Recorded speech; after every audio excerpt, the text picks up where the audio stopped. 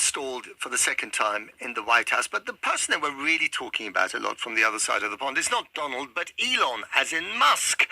This week, the tech multi-billionaire, almost trillionaire Elon Musk posted a series of messages on his social media site, X, formerly known as Twitter, accusing the Prime Minister, Sir Keir Starmer, of failing to prosecute gangs that systematically groomed and raped young girls. That's when he was head of the CPS. Now, first of all, it's wrong, but also, why has he got it in for Keir Starmer repeatedly? Musk has also said that former Women's Minister Jess Phillips deserves to be in prison over her failure to launch an inquiry, and West Streeting has since invited Musk to roll up his sleeves and work with us against the gangs. He's also argued that rape gangs were allowed to exploit young girls without facing justice during Sir Keir's time as the Director of Public Prosecutions. But why does he feel, as in Musk, the need to get so involved? Why are we such low-hanging fruit for Elon Musk?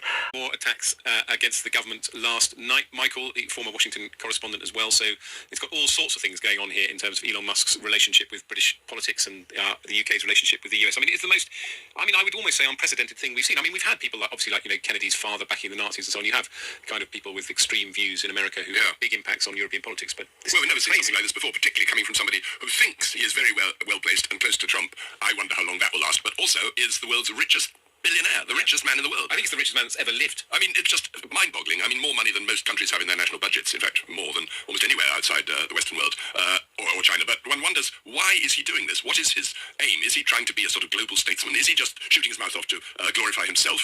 He's actually said things that are going to be deeply embarrassing to the Trump administration, particularly what he said about the AfD, the far-right party in Germany, which has caused anger and fury there and doesn't really help anybody. And the Vice President, J.D. Vance, in fact, was invited to kind of comment and said, I don't comment. Yeah, well, he's quite right and sensible. And one wonders, what's the point of this? He does seem to have it in for Britain in a fair old way. I mean, his father apparently was from Liverpool, so why he is so furious with Britain, I don't know. And particularly sort of ad hominem attacks on Starmer, accusing him of not pursuing the grooming scandals that went on around Rochdale and Northern England about a decade ago or so.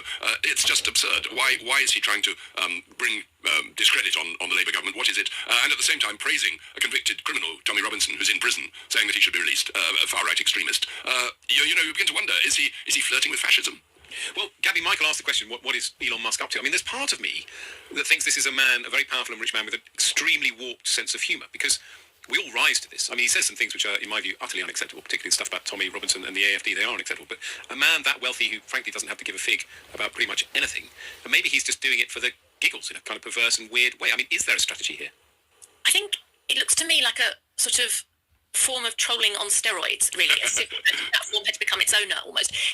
Musk acts like it's like a kind of giant spinning Catherine wheel that just goes round and round and round, sparks flying off in all directions, setting fire to things almost kind of at random. And it's all about